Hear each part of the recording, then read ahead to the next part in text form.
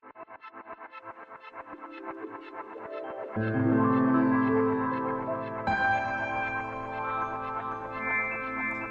the Dreamscape.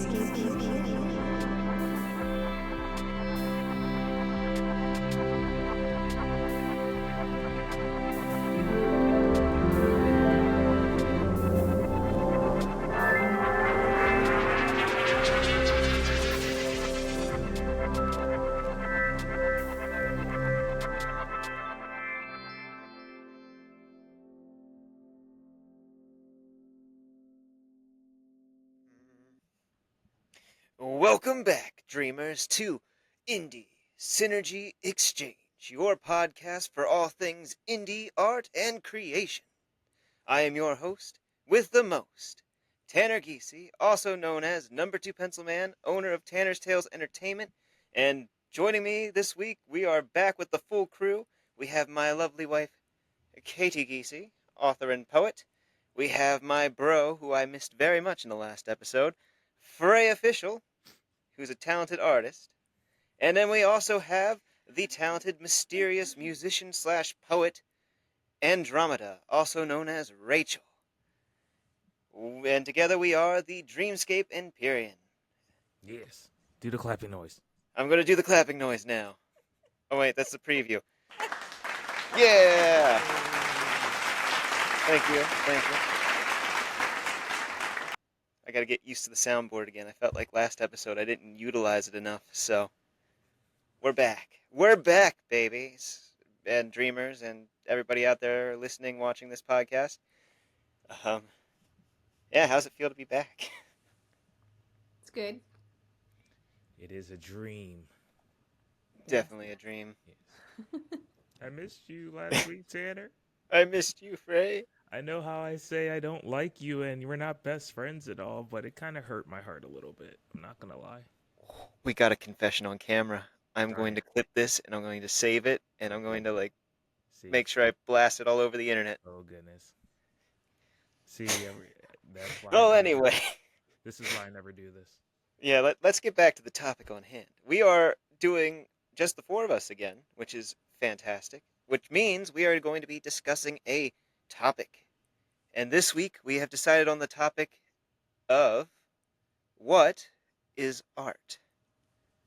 Ooh, I feel like that needs something serious.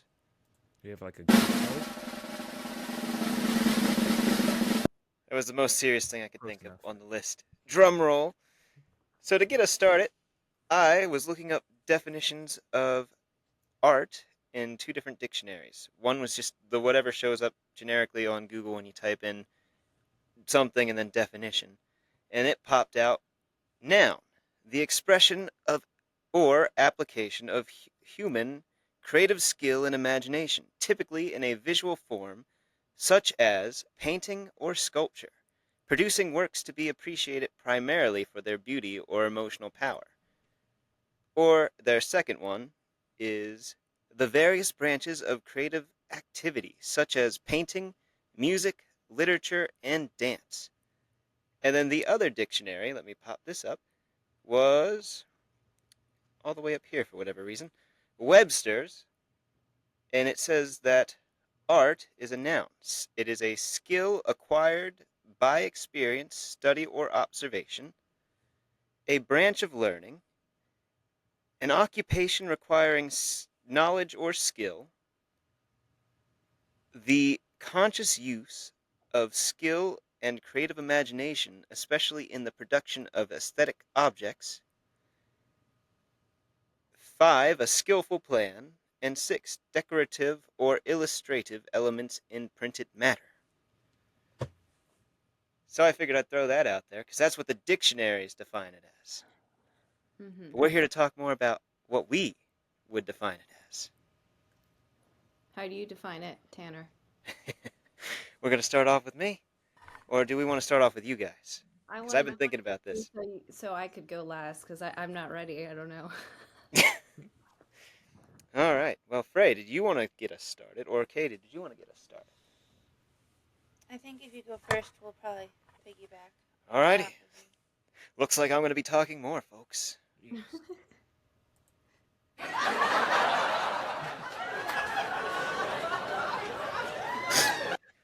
Thank you. Thank you. I think I think that way sometimes too. Uh, so I've been thinking about this all week, and just also from different conversations that I've been having with like all of our different guests that we've had on the show, as well as just other people in general, and how I've always kind of looked at it. Art to me, it is becoming more and more about like how we express ourselves, and that can take various different forms. It can be physical. I do like to paint and draw. I like to write. I think that is all different valid forms of art. But I'm also now starting to think that many other types of expression can be art. I feel like art is a personal thing, a spiritual thing, and a societal thing. And it's how I liked how Spyroid last week talked about how she viewed art. It is connection, a form of connecting with others, connecting with yourself, learning to love yourself. And I think that ties into personal self expression and whatever form that takes. Whether it is drawing, painting, music, or if it's through acts, like if you are a gymnast, that is a personal art. I think, at least in my opinion, it is an art. Um, yeah, anything that helps one express themselves and connect themselves to the world and to others, I feel can be defined as art. Or at least that's more so how my idea of art is currently. Interesting. How It's much been shifting a lot. how much of art do you think, like for me, I've always kind of thought of art as, I guess, kind of controlled passion is how I it just kind of summarize it, and maybe that's just because of my own specific experience with it. And I guess my biggest question, especially since I went to school and studied a lot of philosophy, is how much of art should be grounded in aesthetics versus just philosophy as a whole. Because in I don't has anybody here been to MoMA, the Museum of Modern Art? No. Katie, have you? Where is it again? It's in New York City. It's in Midtown. I don't think I've been to that one. So it was just a few blocks away from where I lived, and I went there a couple of times. And I'd be really curious, especially Frae, for your take on it, just because a lot of it is because you draw a lot, and um, a lot of it feels a little bit like nonsense, like something that a 5-year-old could have done, you know. And I think my concern with art is that there's too much, well, this is just my expression, and so I'm just going to do whatever I want without any effort or without any Mm. standard that is involved in it. And you know, I'll never forget there was this one particular video of somebody standing in front of a camera, and he's just kind of moving around and shifting his head and whatever, just saying, "This is art, this is art, this is art." And it feels a little bit, I guess, nihilistic in a way, like there's no meaning behind it when it's just like focused on this self expression. Like, you know, in the Renaissance era, there was a sense of standard behind the art. And I guess I struggle with knowing what the balance is between how much should be rooted in aesthetic value and aesthetic standard versus personal expression. I don't know if anybody has Mm. anything to say No. on that, but I actually agree on that. That's like one of the questions that kind Yeah. of infuriates me a lot. Like, there's another one. I can't remember the lady's name, but she's like in a box listening to music, and that's supposed to mhm, be like her art. And she's like stayed in a right. box for like the day and was just Mhm. listening to music. And it's like, is that really art? Mm. And then it's like you even got like there was a painter. His name is Marcel Duchamp. He has the fountain, and it's Mhm. like a urinal. That's what I thought it was. Yeah, I thought It's that's what you like were talking about. so, but it's like high end art, and it's like you know stuff like that kind of infuriates me because I'm just like Hmm. It's more about, I guess, well, in a sense, it's like, because they always seem to have like a story behind it, right? Mm-hmm. So I guess maybe the story is more so the art. It's just the Interesting. presentation kind of leaves Mm-hmm. something to be desired. I really like your guys' thoughts on that. And I think that connects beautifully because self-expression through passion is more so, I think, how I've been starting to interpret it. So the passion behind it, the work that they put into it, maybe the story, like you were saying, Frey. I feel like that kind of, it's like something that has life in it in a way. Art is something that's alive, whether it's something that you just look at that's just plain, but I feel like the life in it is like the story behind it, and that's what maybe people consider art more. So my question, or maybe my challenge to that is, how much of it is a story versus a philosophy? Yeah. Like, what's the difference? I think because I write story, I'm editing a book right now.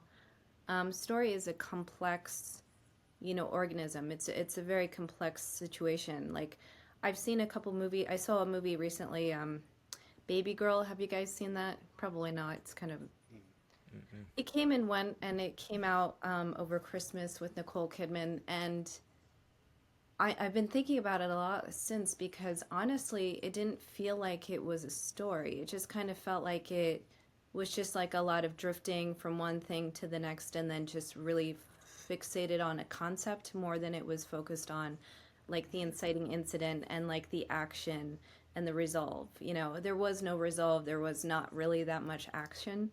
And I think maybe this is the fault of writers for not defining what a story is, but to me, I think story has structure and it has intention behind it. And if it doesn't have those things, then maybe it's more along the line of ideology or philosophy.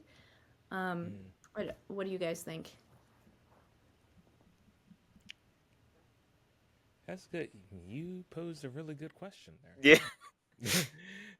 Because it's like, yeah, that's something. I don't, I don't you really, stumped Frey. yeah, I I just, really have no, nothing to say to that. None of us were prepared for that question. See, Yeah, Rachel comes out of the woods with like these questions that nobody right. thinks of, and that's what makes her such a genius with like interviews. It's Hmm. oh, thanks. incredible. Yeah. I'm just a curious person myself, so I think a lot about these things in my spare time. And, I took a lot of philosophy classes in college. I Mm. don't necessarily love philosophy personally, because I personally feel that a lot of philosophy is based in abstraction that doesn't necessarily touch down in reality. It's like it's nice as an idea, but then when you apply it, then it actually doesn't work. And there's certain people that only live in the ideas and they get very high and mighty in their ideas and they never have to apply it because they have a job just talking about the idea, and then they mislead a lot of people who end up having to backtrack. That's been my observation. I mean, I can't give you an example right now, but I probably could if I really thought about it. But, I guess I went to school with a lot of people who were presenting themselves as these really good people, and the philosophy of their life was to be really good. And they called it the good life. It's a Greek philosophy. And I witnessed these people being very terrible to each other. I witnessed a guy who got a girl, one of my friends, pregnant, and broke up with her when he found out she was pregnant. And it's like, and this guy was like a super philosophical type, talking about all of the good things you have to do in your life. And I'm thinking, my God, like these people feel hypocritical. And so much of like art these days, art, let's just put that in quotes, um, feels more about conceptualizing it than the physical standard of it. And when somebody like who's 5 could do something and put it in MoMA, and you would consider it art, or you could draw something that a 5-year-old could do and not necessarily put effort into it. I guess I personally find that to be a little insulting, and Yeah. almost like people don't think of art as a serious craft. Um, and for somebody who does work very hard at my craft, I think that a standard is necessary, um, for me personally. And just because there's certain people who will say that just because the public buys it, so they're the ones who decide what art is. But I Mm. don't know if I agree with that. I mean, I think that even if nobody's buying it, if it has a certain standard and a certain intention, I guess, behind it, then that is more of art than the people who are buying, $1 million painting that has like, I don't know, like a circle on a canvas. That to me is maybe just reflecting back what society has become or what society's philosophy has become. So that's just my thought. It's really good connection thought there. Thank you. Yeah. Do you have anything? I see the wheels turning. I mean, they're kind of slow. It's I all think right. the medicine is making me sleepy. I mean, because it could be, anything. Sorry, Katie, did you have something to say? Not right now. Go ahead. Okay.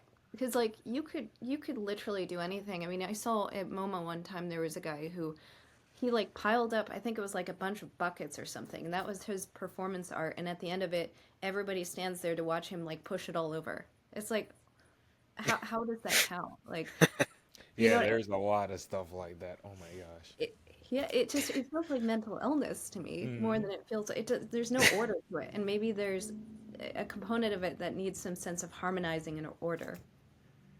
I don't know. I mean, I might enjoy watching somebody stack some buckets just to push them over, but I don't know if I'd technically consider that art. I'd just be like, what is this guy doing? Would you pay to see it though? Yeah, Probably right. not. Hmm. I mean, I could do it if I wanted to. I could just go out and get these buckets and be like, all right, I'm going to do it. Right. Yeah, you could probably get paid to do it too, Tanner. Get paid a lot, and you make a I really don't know how people like convince themselves like I need to spend millions of dollars on stuff like that. yeah.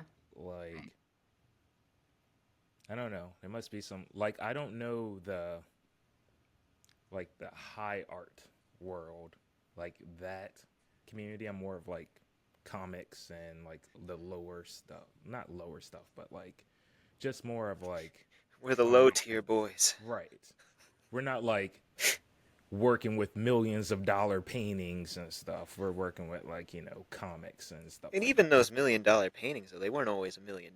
Like in the days that they were painted, those people probably wouldn't even get $10. A lot of them Hmm. have withstood time. I feel like that has something to do with it. Like the time, I guess, how well the artist was known, which Hmm. even when they were alive, you would think that that would play a factor in, but it's like now that they're dead, these paintings are worth millions, some are billions, depending on who, when, how. Yeah. It's crazy to think. Well, that's what I was thinking like the philosophy of their artwork or the story behind it. That's what it seems like now is the sell. Like people want to get a good story. They don't really care how it looks. Cuz even like so for like comics and stuff and I tell like younger people this, a lot of stuff is if the people like you. Hmm. So it's like I feel if you're like an artist like that making artwork like that a 5-year-old could make, as long as you have like people that like you can kind of convince them just to go along and buy it. So Hmm. But I'm that not might, saying it's right or anything, but it's like it just seems like that's how people yeah, gauge stuff now. yeah, It's like, oh, if I like the person, then I just like whatever they do, and if yeah, I don't like the person, then everything they do is crappy. totally. Yeah, So, it's like a popularity contest. right. I feel like that's kind of like something that the mainstream put in place. It's the conglomerate corporations, like, here's who we're putting out there, and then everybody's like, oh, okay. Right, Hmm. exactly. Hmm. Yeah, it's more about like the person representing the art than it is the art itself. And I mean, I've always been kind of the opposite where I don't mind how popular or unpopular an artist is. If I like it, I like it. And Hmm. um, I was always one of those kids in school that did not give a damn if I was popular at all. I didn't care. I would hide out in the library and just not talk to anybody. And I was invited to the parties, and I would just kind of be like, no, I don't care. I don't want to be part of this. And um, so, I guess for me, that feels more like a business transaction. It's more of just a a business oriented philosophy. You know, it's like Yeah. I'm going to sell myself and represent myself. And um, you know, with art in general, I mean, I think because art has, in my personal perspective, derailed into philosophy, there's been less of an aesthetic value on it recently when you compare it to, you know, if you go, has anybody been to the Met in New York City? Yes. I Yes. have not. Yeah. I haven't Did been in you a like while, it? but yeah. I love the Met. I used to go like pretty much every weekend when I lived there. Mm. And you know, there's this one painting by J.J. Shannon, and it's called Jungle Tales, and there's just these two girls and a mother, and she's reading a story to them, but there's this one little girl, and she, instead of looking down at the book like the other two, she's looking straight at the audience, and she's looking like directly at you. And I'll never forget turning the corner in the American wing and then just locking eyes with this painting, and just thinking how captivating that was, just that physical presence of that image. And that's always been one of my favorite paintings, and ever since, like every time I went, I always went to see that painting. And you know, there's this statue, I think it's called Madame Cold or something like that, and it's by Houdon, and just this woman with a shawl, she's just kind of hunched over because she's cold. And like these physical representations of our experience as humans are what I guess gives life to the art itself, and what I think defines it as art is that physical reality is there, and it has there's an aesthetic value to it. Mm. I mean, and going back to Tanner, what you were saying about artists, like, you know, Van Gogh was not famous until after his death because his sister-in-law had an apartment full of paintings of his. She vowed to make him famous, and so it was her business ability that made him famous after he died. It's really unfortunate that he never Mm. saw his own popularity, but there's a lot of artists that, you know, don't see their popularity, but eventually we get around to saying, wow, this is truly stunning, this is spectacular art, you know, this is something. So it's not necessarily that you have to be popular. I mean, popularity and public opinion doesn't define the value of it. And I mean, I don't want to be critical, but I just think that most of the time, the society that we live in, and the public opinion is a little. I tend to be a little bit elitist, so I have to be careful. But I think public opinion usually chooses badly. Like, I think that there's a lot of I agree. growth and ridiculous things in our culture because of poor taste. Yeah. Yeah. How do you feel that translates into music? Do you think That's the it. art of making music has been cheapened, sort of? Yeah, yeah, definitely. I mean, I think, you know, there's so many rap songs, and I don't want to criticize rap because actually I really like certain rap songs, but there's a lot of hip hop that I hear, and then later I realize it's an old song from like the 50s. Yeah. And really, like, they didn't write any of it except for the rap. And granted, some of their puns are clever and their rhymes are clever. And I think it just depends on the specific artist. Like, I have liked a lot of Kid Cudi stuff and Kendrick Lamar stuff, but then at the same time, am I gonna hear a song and be like, oh my God, that was Kendrick Lamar's song, and I had no idea he was Mm. copying, and it almost feels misleading, you know, and just Right. kind of lazy, I guess. You know, that is a good point though, Rachel, because I've been seeing a lot more videos pop up. Like, I'll be on TikTok and I'll be Hmm. scrolling and it has like Gen Z and then like millennials, and it'll like play the song that the Gen Z knows and then like the millennial version of it, and Yep, how much stuff is just being like recycled nowadays. It's exactly. Yeah.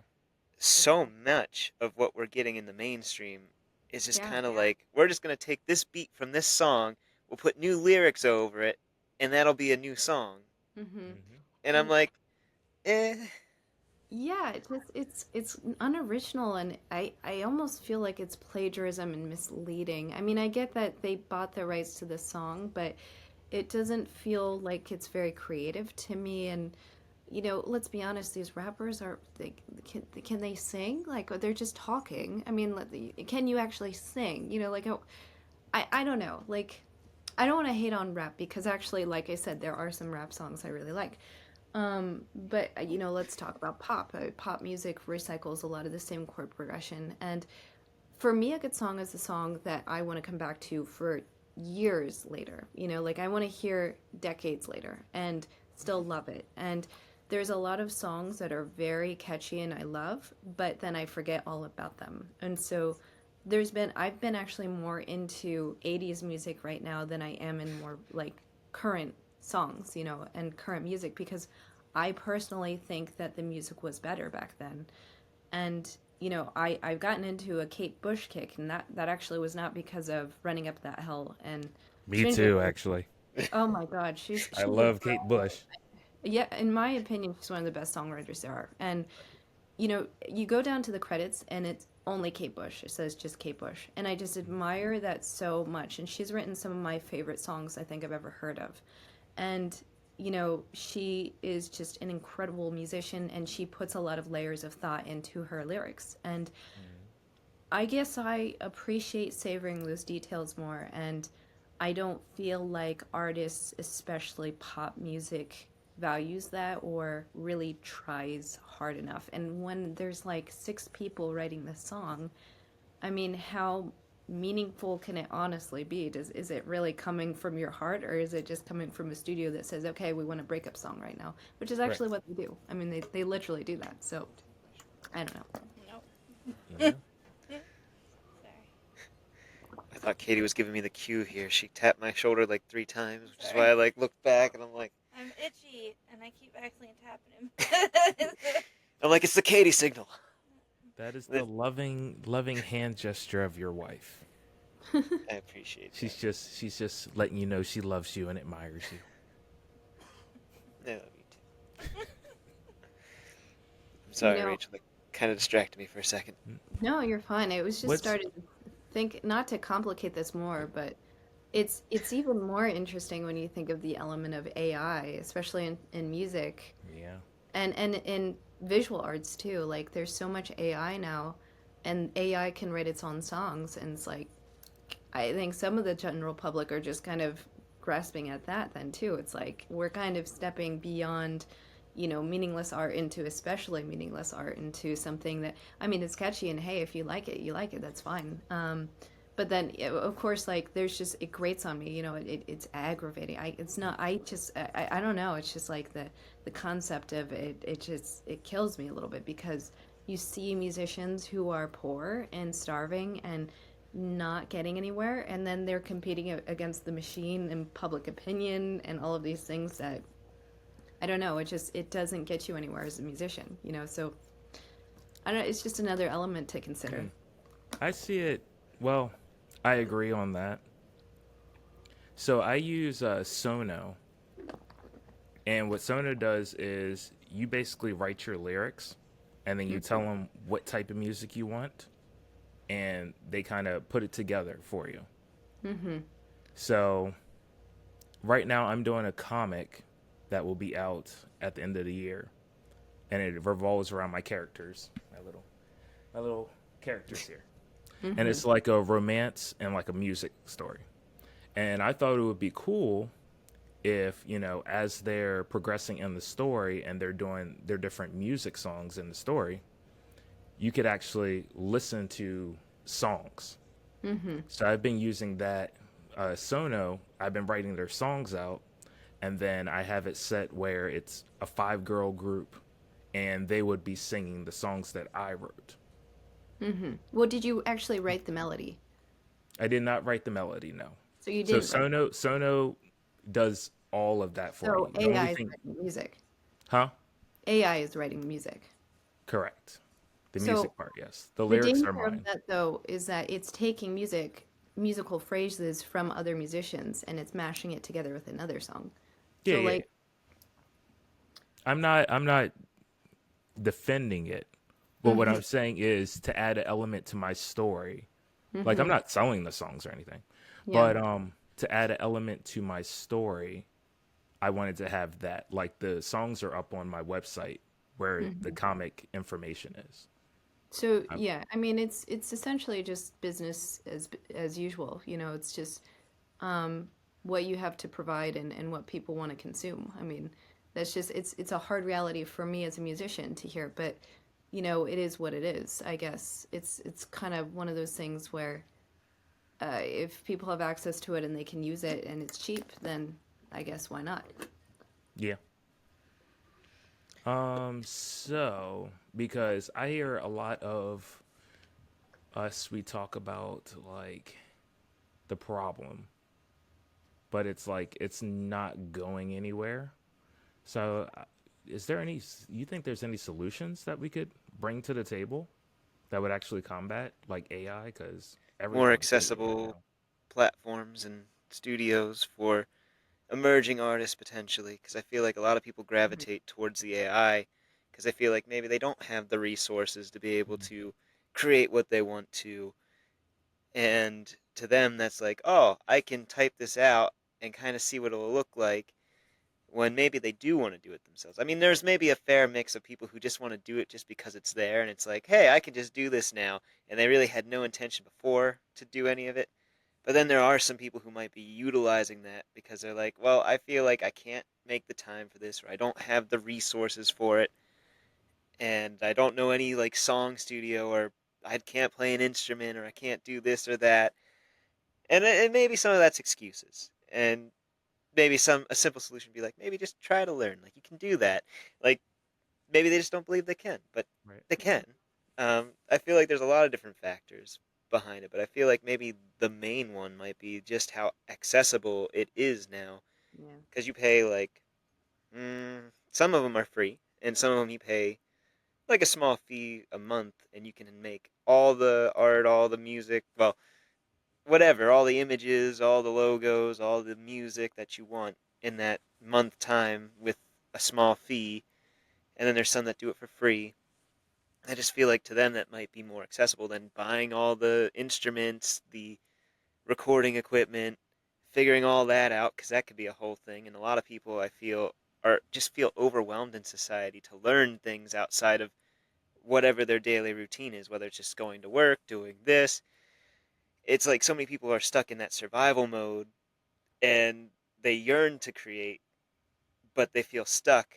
So these things offer that simple solution, which, whether they feel satisfied, might be a personal thing. They might just be like, oh, well, that's cool.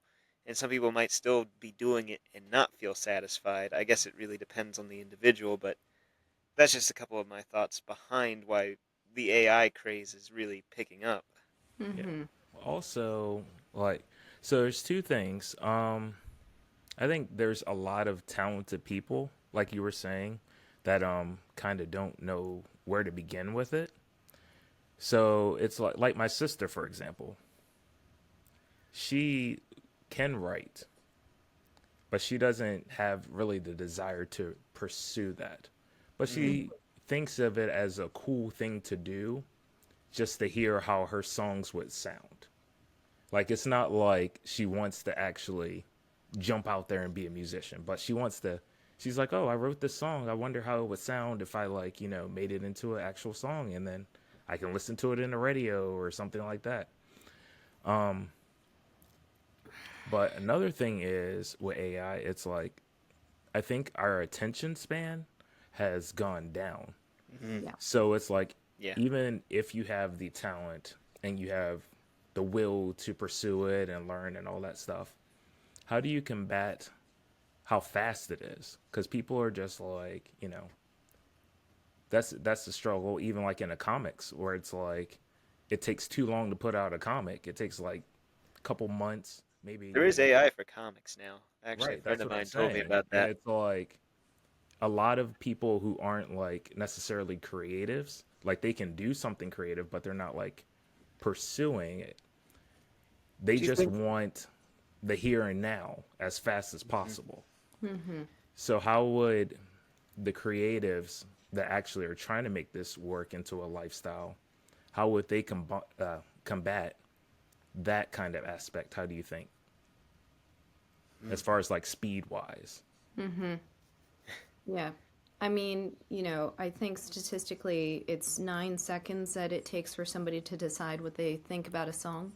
So Mm. usually people will swipe out of a song within 9 seconds. And unless it's like the chorus is first. So it changes the structure of a lot of modern music now, where people want to put more catchy hooks at the beginning of songs. And I don't tend to like to do that. I like to start slow and build. And yeah, I have a few different thoughts on this. I mean, personally, I think AI is plagiarism. You know, I don't put my music in videos very much online because of the fear that it's going to be recycled into somebody else's AI song, because that's how AI learns. It learns through what it collects on the internet. And I have a huge problem with any of my music getting, recycled in any way, or cut out and used. I don't like being copied, in other words.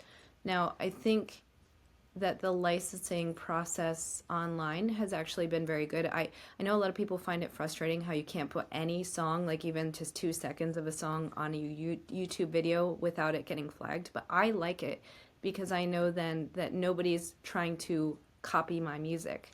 Nobody's trying to steal it, right?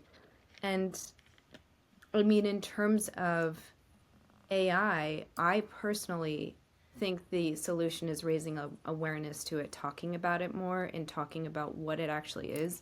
I mean, it's great if people want to see what their song might be fully realized, but it took years for me to learn instruments, like years. You know, I learned 3 different instruments, and that didn't take a short amount of time. It's a lot of discipline. And it does change your concept of music to appreciate it and savor it more. And I think ultimately it is up to the musician or the artist to compete. I mean, we have a free market, and the free market is king, and the only way I think to deal with it is to convince people in little ways and big ways that this is just as meaningful. And maybe it's going to be a really slow way of turning people, but I don't know if it's having, just a little piece of paper at your stand when you go to art festivals saying, please consider these things when you buy from artists, or support small businesses, or support indie artists. But I think people need to constantly be reminded of the meaning that there is in people actually crafting music, or crafting a poem or whatever else. And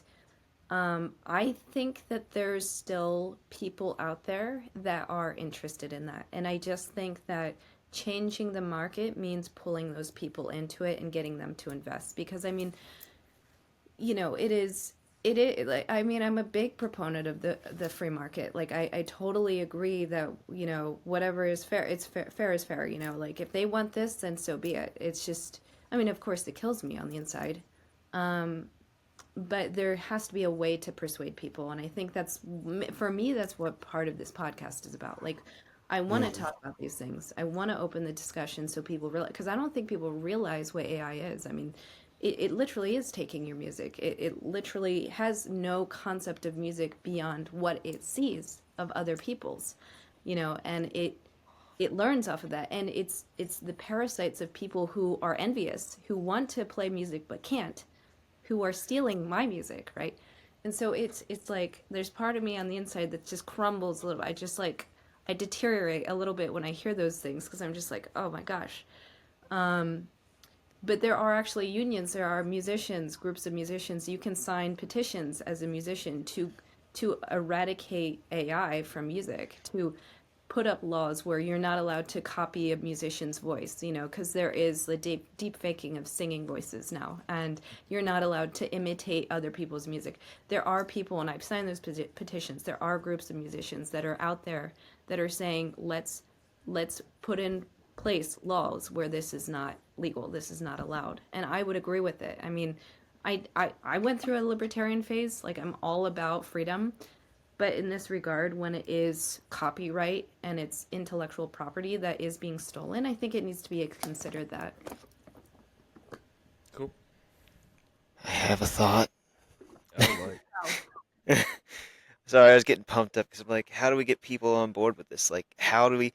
One thing that I'm noticing, and I'm going to bring my own business journey in on this. One thing that I notice is when I'm excited about what I do, other people get excited too. Yeah. It's like I'm able to use that and spread it.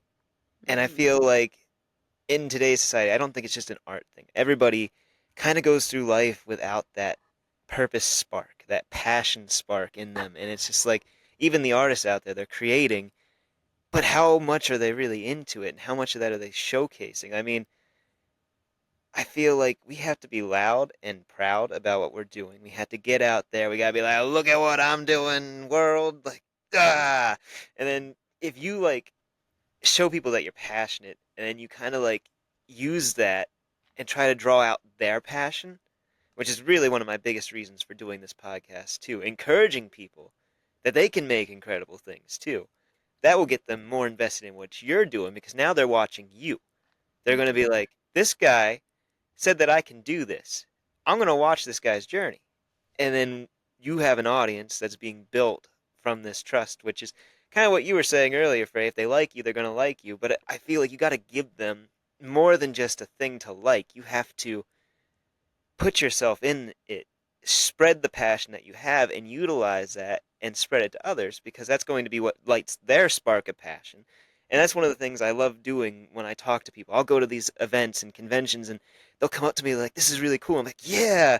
They're like, yeah, I'm just really a big believer that you can pursue your dreams, you can make them happen. And they'll be like, oh, really? And then I'll start talking to them and be like, well, what do you want to do? And they'll tell me like, well, I want to do this. Well, you can do it. And I'll be like, ah, thanks. But I'm like, no, you can actually do that. Like you can create that piece. You can write the story. Like I get a lot of people who come to my book signings. They're like, I'm writing a comic book too. I'm like, what's it about? I don't just keep it on me. I'm like, what are you writing about? Tell me all about your book.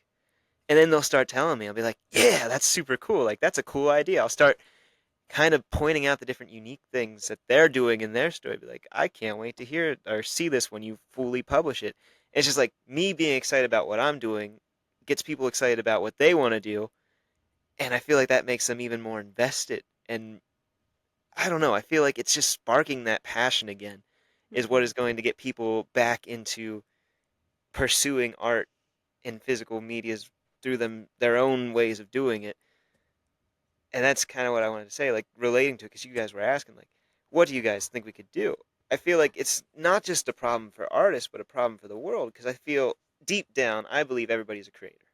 Everybody has some sort of art form inside of them, no matter what it is, whatever it is they choose to express it through. But it's really getting that passion behind it back, because when you have that passion spark, you breathe life into it. And when you breathe life into it, then people aren't just looking at something, they're experiencing it. And I feel like bringing back the experience of art is what's going to make people respect it again and be like, we can do this, and then get them excited to do it. And then you have a whole world full of art. Now, that might be my optimistic attitude about it, but I really feel like if we can bring that back, if we can offer that spark to people by doing something like this podcast, showing them what we're doing, talking to different artists, encouraging them, different creators too. I feel like that's going to help bring the change back. I feel like people they don't pay attention because they don't want to be here in a way. It's like what are they living for? It's a lot of people are going through things. They feel bogged down by society, feeling trapped in an endless cycle that there's really no joy in, no spark, no passion for. If you bring that back, you revive not just the art, but the person. And I feel like the person behind the art breathes life into the art. So you need to bring the life back to the people. Yeah, yeah, definitely. Well said. Thank you. Yeah, I agree. That's my Yeah. whole like excitement building thing. Cause I was like, ah. Yeah, I mean, I think the general public right now is in a pretty depressed state, you know, and I'm personally kind of a big health nut, and so I look around and I just think like how many of these things I always have a hard time with socializing because there's so many times where it's like there's certain habits or certain lifestyles that I don't really partake in, and you know, other people do, and it's very normalized to kind of be in a state of, in my opinion, maybe being less healthy. And Katie wants to say something. Go for it. Oh no, please finish your thought first. Um, Well, I was going to say, I think that that reflects in many different ways. Like, I think, I mean, I know we had a group discussion about this a long time ago, like, even just like violence in movies and stuff like that. Like, I don't have a problem with violence in movies. I watch rated R movies probably more than anything else. And, of course I have no problem with violence if it has a purpose behind it, you know what I mean? Or sexuality in a film. Like, I have no problem with it if there's a purpose behind the story. And but if it's just like kind of put in there just for like the flavor and just like the shock value, or just to like uh, you know tantalize like the audience, um, I think that's kind of where people are trying to kind of getting off on these cheap thrills, and I think those cheap thrills are why we have such a short attention span. It's like sugar. It's like a quick energy, quick release of everything, and so we listen to 9 seconds of a song and then we're done, and then we move on. It's kind of like social media. Go ahead, Katie.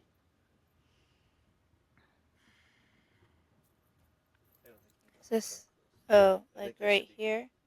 Yeah, that's good. Okay. Um, well, my first thoughts were on what y'all have been talking about with AI. I don't really know a lot about AI, really. Um, and I'm a bit of an idealist, I suppose. So I was thinking it'd be so nice if we could use AI as a tool without somehow compromising our individual art, like kind of like Mm-hmm. do as much as we can, humanly speaking, with our own art within the creation process. And then if we need to use AI, then, if you need to use it, use it. It's a tool, and, it's ironic. AI, it's artificial intelligence. It's not like human, but oddly enough, it's been created by humans. So just the fact that it's been created by humans means that it has the mark of humanity, even though in and of itself it's not human. It Mm-hmm. technically. So I don't know. I was just thinking about that, and I definitely, absolutely think that it, like Rachel was saying, it definitely needs to be controlled and overseen. That it doesn't get out of control. Well, I guess it already has more out of control than it already has. With just the plagiarism aspect. Yeah, I 100% agree that that really needs to. Yeah, someone needs to. The people that take care of all that need to really take care of it. They need to have people that are passionate about, you know, art in its raw human form to help Yeah. balance out the overuse of AI. I definitely would agree with that. But I also see what Frey and Tanner are saying about, a lot of people feel like they don't have the resources at hand. I mean, people don't, for an example, like some people might not feel like they know enough musician friends, maybe they do, but their friends don't have the time to like write the music out, like for example, if well, I could use myself as an example. Like I want to write my own music, but I don't have the capability of like writing out melodies and stuff. But like my specialty, if I were to write music, would be like the lyrics. But I would Mm-hmm. need like so much help to do the rest of it. I'm not saying I would use AI. I'm just saying like I could understand why somebody might feel overwhelmed. They don't think they have enough people who would take the time to like make it how they want it to be. So like, well, I can like use the AI and it'll help me make it. So yeah, again, it's a fine line between okay, how much of this is going to be like my very own raw human expression, and how much of it is going to be the AI portion. Um, so yeah, it'd be it's messy, but it would be so nice if we could have more structure with like, okay, at what point do we draw the line between this is where we're going to use AI in art to help us like create our art, and this is where we draw the line. It's like, okay, no, we're not going to use it for this, but we're going to use it for this. I don't know. The answers is just raw thoughts. Um, and then I don't know. This is hardly a seed of a thought, but I was just thinking about, well, the thoughts aren't super connected because it's late and I'm tired and I think my medicine made me sleepy. But I was thinking about art and the emotion people put in it, and thinking that makes art special, I guess. Mhm. I mean, I know humans, like, we can't but help put ourselves into anything that we create. Like an architect who's building a building, I don't know. Not everyone would necessarily immediately consider that art per se. I guess maybe, I don't know. I guess architecture is considered art, but um, It can be. yeah, but people don't always think of architecture as having a lot of emotion. It would depend. Like, Mhm. architecture isn't always Well, considered the same thing as like a statue or if something. you look back at like Victorian houses compared to like modern day houses, there's definitely more of an artistic expression to Yeah, it. that's true. Yeah, so yeah, just thinking about that. Just that art is so full of our emotion. Like, it's Yeah. one of our outlets for our emotions as humans, and I think that gives art an uncontrollable essence that Mhm. can't be fully destroyed. Uh, which I find comforting when I feel overwhelmed by the people that control the world that seem like they don't want our best interests at heart. um, and and then I tell myself, well, at least we still have art. We still have the ability to create things and put it out there and share our emotion with other humans, which goes back to Spyroid's artist connection comment from her episode. Um, yeah, so art is so powerful. It's like an undefeatable force in a way, and that's why what we're doing is so important because um, we are bringing all of that. We're bringing the um, the rawness of the human creation that's in art back to the forefront. We're bringing the connection and support that is so desperately needed among the entire indie community back to the forefront. We're doing this. So, Mhm. yeah, I always wish my thoughts sounded better out of my mouth than in my head, but I I think you did probably good. I probably care too much about wanting to razzle and dazzle people with my Razzle thoughts. dazzle.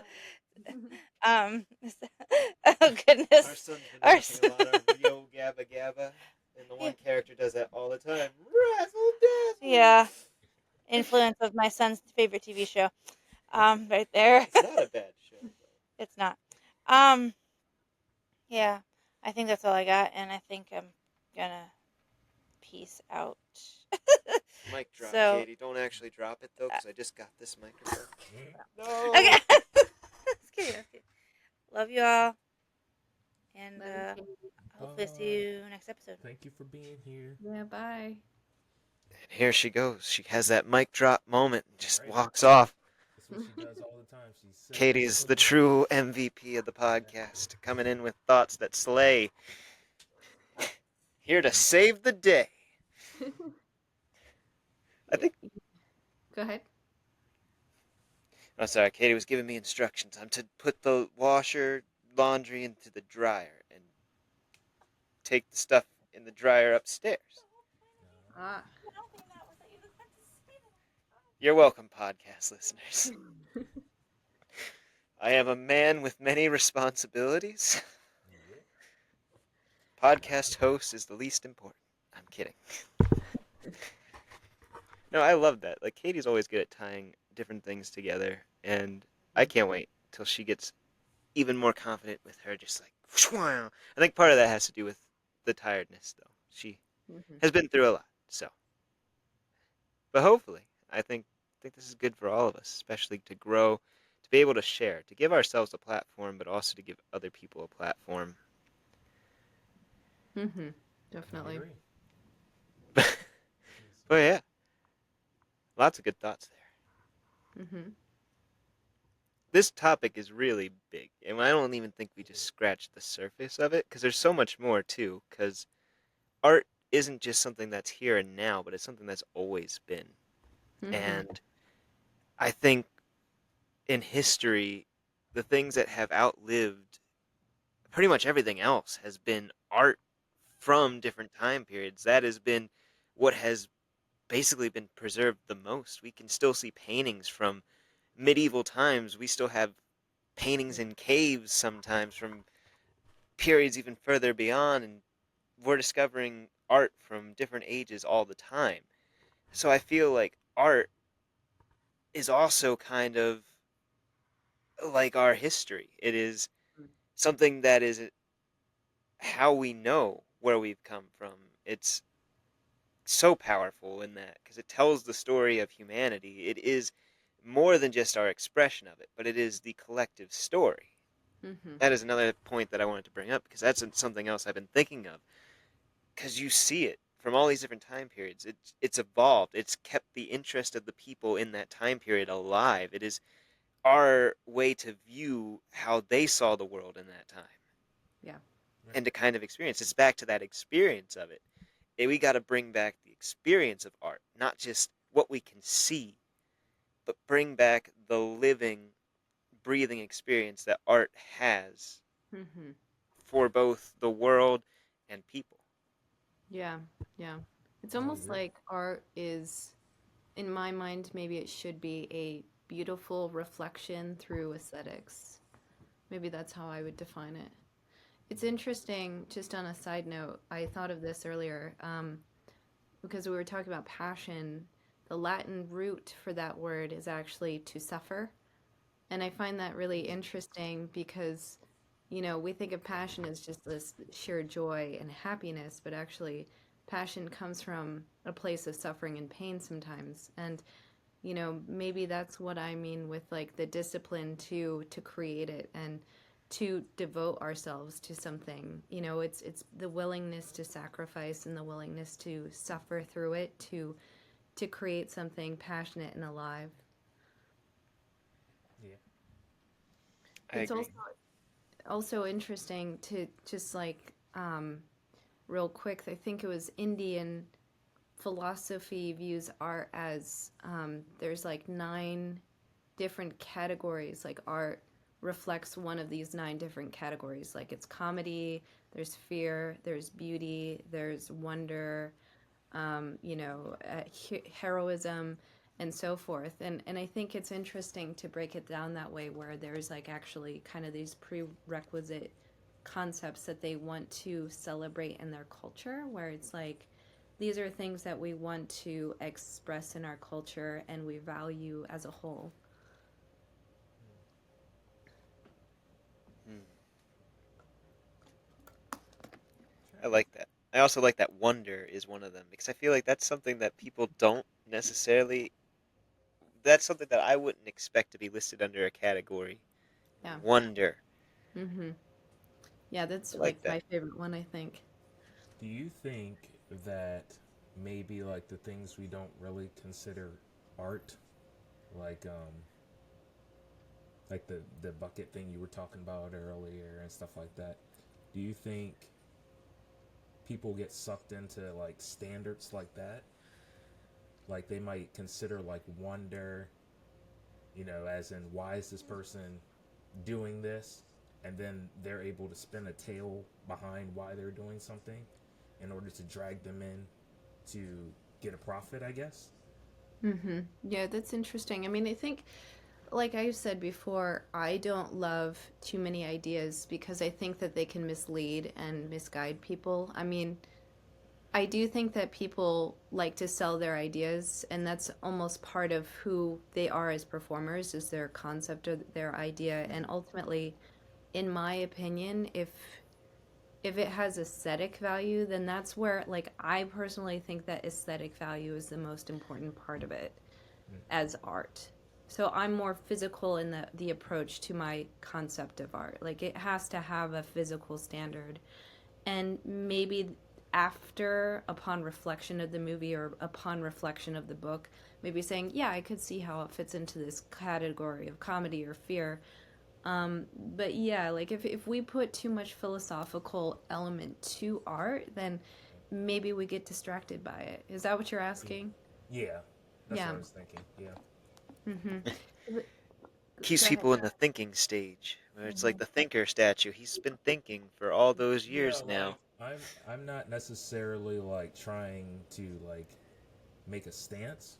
I'm kind of trying to explore both sides of everything Yeah, and just get totally. like more of a knowledge of all of it because like I said like I'm in the art field but it's more on the comic end and like stuff like that. It's not like the the big art stuff, like the broad spectrum of art.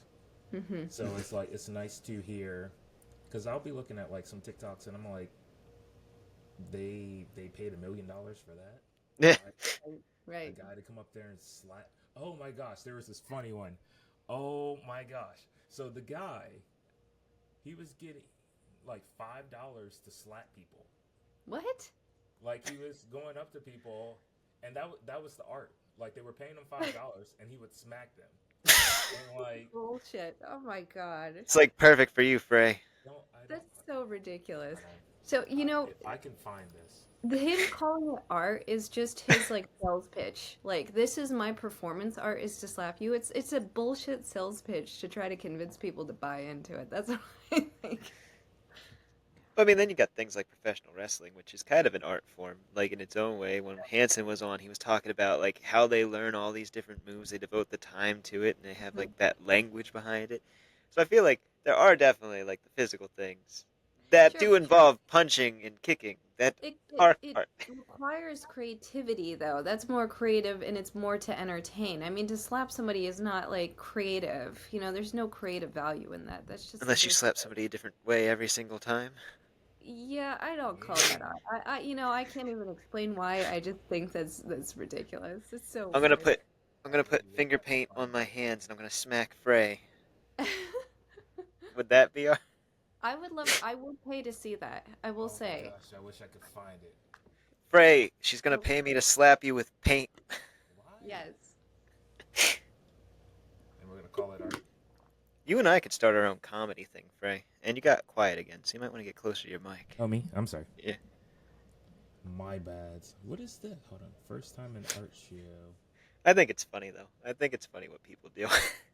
I won't lie. I watch stupid videos all the time and I laugh because I'm just like it's great entertainment in some senses. I mean, yeah, some of it's just like and no thought behind it. It still makes me laugh sometimes, but I definitely appreciate when there's more of the intelligence behind like the humor and the creativity. So I'm definitely more how you see it, Rachel. I'm like I like when there's an intelligence to the art form.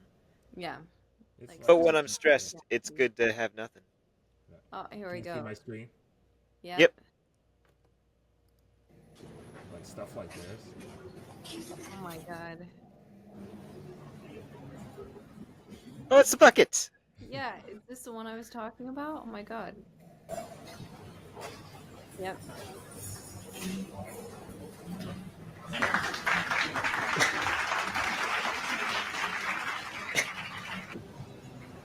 What? What is that?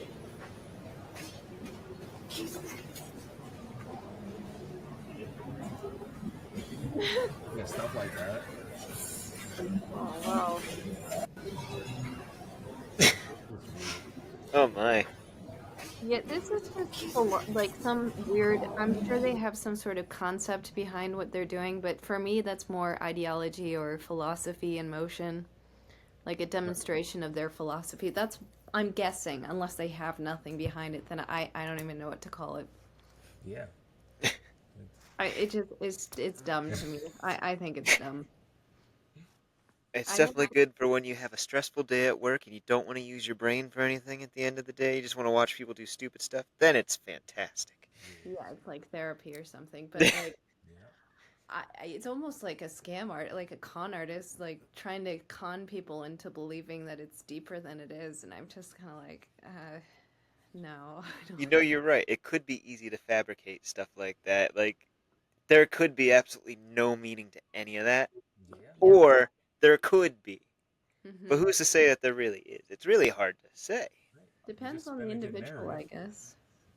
Yeah, you just What spin a good narrative behind it, and people just eat it up. Yeah, they know they're gonna make money doing it. Right.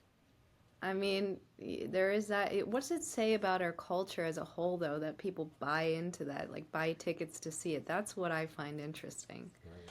Yeah. That can be a conversation for another time, though, because I feel like If that's a lot. Oh yeah. yeah, this is definitely like a multiple part conversation. We could even bring guests into this because each Yeah. person probably has their own unique thoughts behind what art is based on how they experience it, how they channel it through them, how they express it. So yeah, there's really I don't think we helped the listeners or the viewers come to a set conclusion, but I think really art can have so many different interpretations, so many different meanings to so many different people. Mm. We all like different things too, and that's kind of another part of the unique human experience. But Hmm. I think the one thing that we do all agree on is like art is the expressing of human passion and definitely with intelligent intentions behind them, how we like express it and how we share it with the world. So, Yeah, Yep. I agree. yeah, definitely. I definitely think that is as good as we're going to get for this episode. Yeah. Yeah. We're all going to turn into philosophers and ponder this even more. Oh my Rachel's God. got it down, but the rest of us got to start like reading philosophy books and like we'll all come to the podcast wearing togas next time with the little Sounds, leaf things. Right. that does sound pretty great, actually. We could do that. I'd like to see that. Everybody but me. I'll buy into that. You too. You can do it. Well, yeah, that's why I was like directing a lot of the questions towards Rachel because like she has so much more insight than Frae, Rachel. put Huh? the microphone up. I'm sorry. Rachel does have a lot of good things to She has say, a though. lot of You are good right. insight and stuff. Yeah. Thank Ra- you. Rachel's like the most intelligent one out of. Well, Rachel and Katie are the most intelligent of the group. Frey and I are just like, ho. Frey's my Oh, best friend. oh, See, there it is. we. Had to Hold have on, it. hold on, hold on, hold on. You thought I forgot? You I didn't better not. forget. You better not. Oh wow. Wow.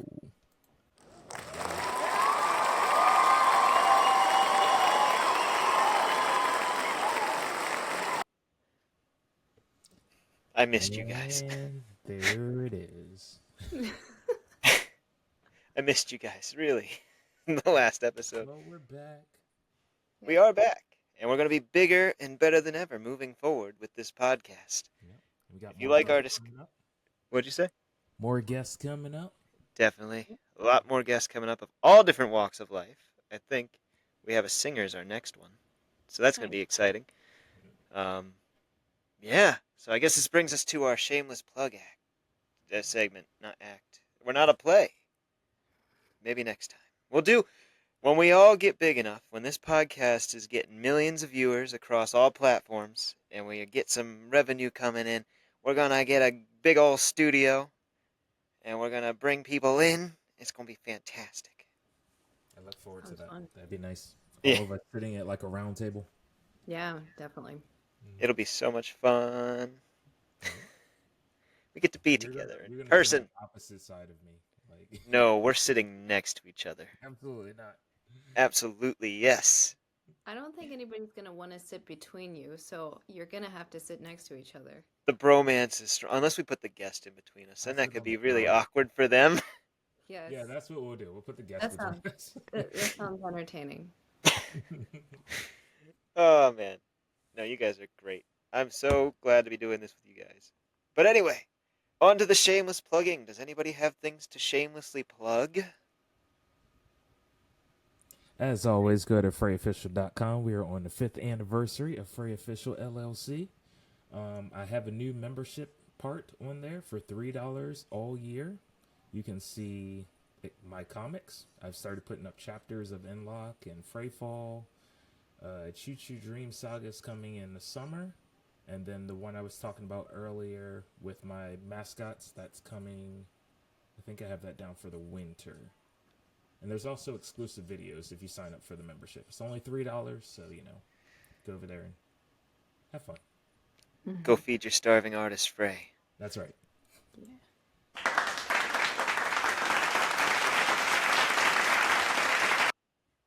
because I feel like that deserves a clap. Rachel, do you have anything?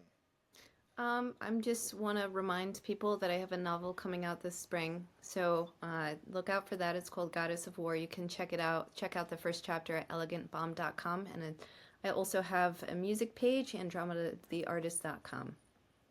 Oh yeah, and it's amazing stuff over there, so definitely check it out. Yep, writing a new album.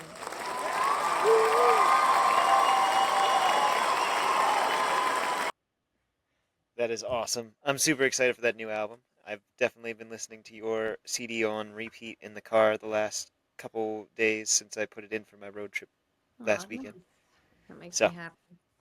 oh, I love it. I think it's great. Um, so yeah, super excited for that. Super excited for Frae. I've subscribed to his thing, so you definitely should too. Uh, Yeah, let's sorry, see. I thought about it. No, yeah, you're good. I No, don't not think you, not you. I'm talking about the audience.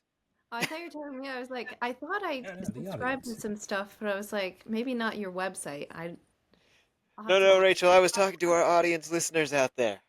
Well, you were like pointing. It looked like you were pointing at me, so I was thinking, oh my God, I'm being called out. I don't know where I'm pointing in this thing. I think I'm pointing at Frey, and I look at the You're video also footage, and better. I'm pointing at you. I just use a lot of dynamic hand motions, like that's kind of what that's kind of what I've been doing. So don't take it personally, Rachel. No, I was Okay. talking to our wonderful audio and video listeners that are watching us right now or wherever. Actually, did we ever get any? I'll check that later. Uh, What's your shameless plug, Tanner? So my shameless plug is, as always, the comic book Number Two Pencil Man is available on my website www.tannerstalesentertainment.com, and it is available in both physical and uh, digital formats, so you can get it on there. Issue 2, Frey has been working hard on. He actually still is thinking he'll get it out by the end of February. So, God willing. what'd you say? God willing. We're aiming for the end of February, but if not, probably March, April, somewhere in there. So issue 2 will be coming out soon. So we're super excited about that.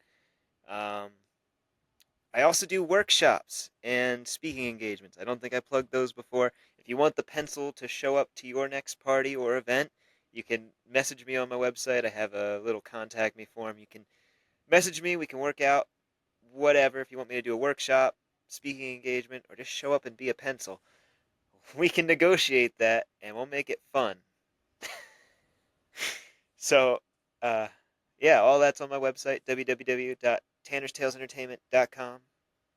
Oh, another thing that might be coming soon, maybe before issue 2, is a project I'm super excited about. I forgot about it for quite some time, but I just dug it out. Back in high school, wrote a children's book my senior year, and I illustrated it, and I have all the paintings, but I never finished it by putting it into a digital compilation. Well, I did put like a sample one for the senior art show, but we are going to compile it, and we're actually going to give it the release that it deserved. It is called Alex the Fisherman. Maybe next. Well, it will be Alex and the Big Fish. I'm changing the name. Um, it's about a boy named Alex who's a fisherman. That's the simple thing. Dreams of catching the big fish. So yeah, don't know when that'll be out, but we might have that out soon, so I'm excited. Finally, kind of bridging the gap. One of the last things before I lost my creative spark, kind of bringing that back. So I think that that's a powerful thing, and I'm super excited for that. So, yeah, I think that's everything I got to say. I guess Don't I'll do the. forget, on the 22nd, Oh, yes. Tanner and I will be at StellarCon in Maryland. So, stop by our table and come see us. Well, it's Tanner's table. I'm just there to support. And Yeah, Frey gets to be my helper for the first time. yeah, I've helped him at a couple events, so I'm super excited about that. yeah. Fun. We'll have official verse there, though. We will have official verse there. Yes. So you can demo the game and you can talk to us about the game, the comic, Yeah. the podcast. So if you're a listener out there or a viewer, because it's mostly on YouTube right now, definitely stop by, say hi, and yeah, it's going to be a lot of fun. Yes. I look forward to it. So I think that concludes our shameless plug segment. So now it's time to do our wrap up. I just stumbled on the words there. You're supposed to be the wrap-up person. Yeah, we're waiting for you, Tanner. All right. Don't know why I paused so dramatically there. So, thank you for listening to this episode of Indie Synergy Exchange, your podcast for all things indie. If you are an indie creator or artist of any kind, even a business, and you want to be featured on our podcast, you can message us on any of our socials, or you can email us at dreamscapeempyrean@gmail.com, and we can talk about getting you featured on a show, give you a showcase like we did with our last several guests. And speaking of our last guests, make sure you check all of them out. Check out the previous episodes where we interview Caitlin Lucas, the poet, Van Hansen, multi-talented creator, and my one-on-one interview with Spyroid, a creator in Norway. They were great guests that showcase their own art and their own expression in such a unique way. Definitely go check them out. We'll have a lot more to come. So if you guys are watching on YouTube, make sure you subscribe, like these videos, comment on them, engage with us, help push this podcast out there. And whenever we get it on audio, if you're listening on the audio format, make sure you rate us, give us a 5-star rating, and share it with your friends. And share it with your creative friends, if maybe help give them a platform. So, yeah, until next time, this has been Tanner Giese. Frae official. I'm Rachel, aka Andromeda. And we are the Dreamscape. Oh, and Katie, she went upstairs earlier. That's my wife. We are the Dreamscape Empyrean, and expect a lot more. And we'll see you in the next episode, dreamers. Keep dreaming. Bye. Bye-bye.